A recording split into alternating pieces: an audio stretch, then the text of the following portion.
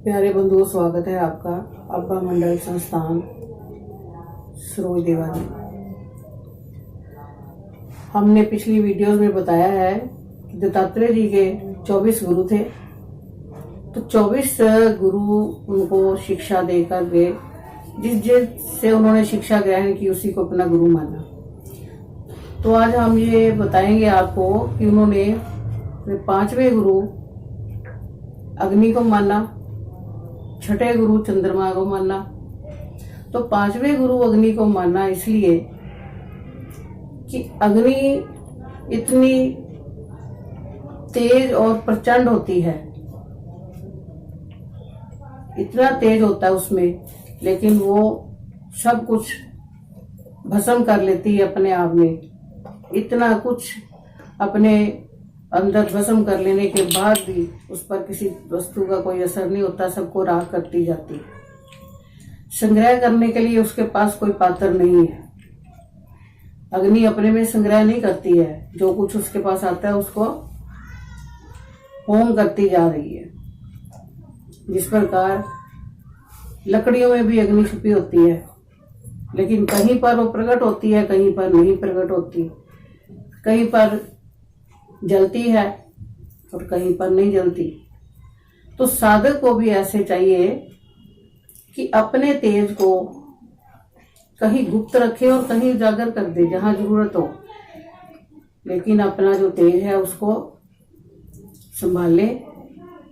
जिस प्रकार अग्नि अपने में संग्रह नहीं करती, तो साधक को भी इतना संग्रह नहीं करना चाहिए। उतना ही संग्रह करना जितना उसके अंदर भस्म हो सके। अग्नि में भी अगर हम ज्यादा से ज्यादा डालते जाएंगे तो वो भी कोई ऐसा समय आएगा वो बुझने लगेगी। तो उतना उतना डालते जाओ तो अग्नि प्रचंड रहती है। इसी प्रकार साधक थोड़ा थोड़ा सभी विषयों का उपभोग करता हुआ अपने पथ पर आगे बढ़ता जाए और अपने भजन में इतना लीन रहे जैसे लकड़ी के अंदर आग छुपी होती है।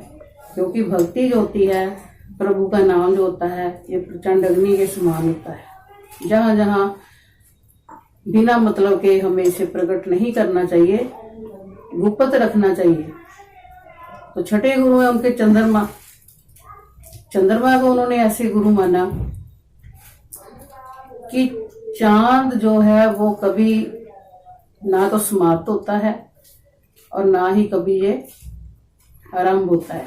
चांद तो चांद ही है, क्योंकि चांद ना तो बढ़ता है ना घटता है।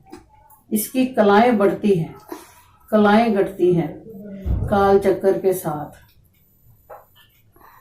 जो जो काल आगे बढ़ता जाता है तो इसकी कलाएं भी आगे बढ़ती जाती हैं, और जब समाप्ति होती है तो घटती जाती है।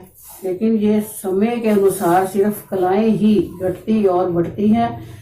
चांद पर इसका कोई असर नहीं होता, चांद को पता भी नहीं होता। इसी प्रकार जो इस धरती पर पैदा हुआ है, जो मानव शरीर है, वो जन्म लेता है। आत्मा पर इसका कोई प्रभाव नहीं पड़ता। उसके जन्म के साथ काल चक्कर शुरू हो जाता है और काल की गति के साथ ही वह घटता जाता है। जब छोटा शिशु रूप में होता है तो काल की गति उसे बढ़ाती जाती है, तो किसी सीमा तक बढ़ते हुए उसके बाद वो घटनी शुरू हो जाती है। ठीक वैसे जैसे चंद्रमा की कलाएं घटती और बढ़ती हैं, उसी प्रकार ये मनुष्य देह जो है ये घटती और बढ़ती है। क्योंकि काल चक्कर जो है वो कभी किसी को नाश करता है और किसी को निर्माण करता है।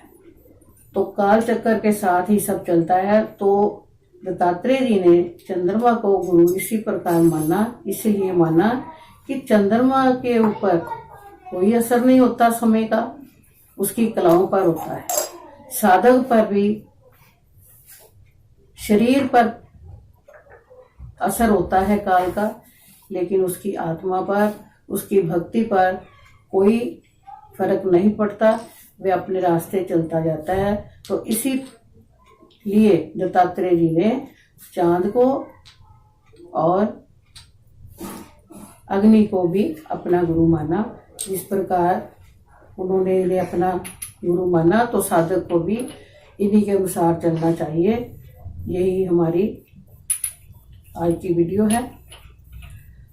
तो हम आशा करते हैं आप सब ध्यान से सुने और आप भी अनुकरण करते जाएं। धीरे धीरे अपने जीवन में परिवर्तन लाते जाएं, धीरे धीरे अपने जीवन में इन चीज़ों को उतारते जाएं और अपने साधना के पथ पर अग्रसर रहें।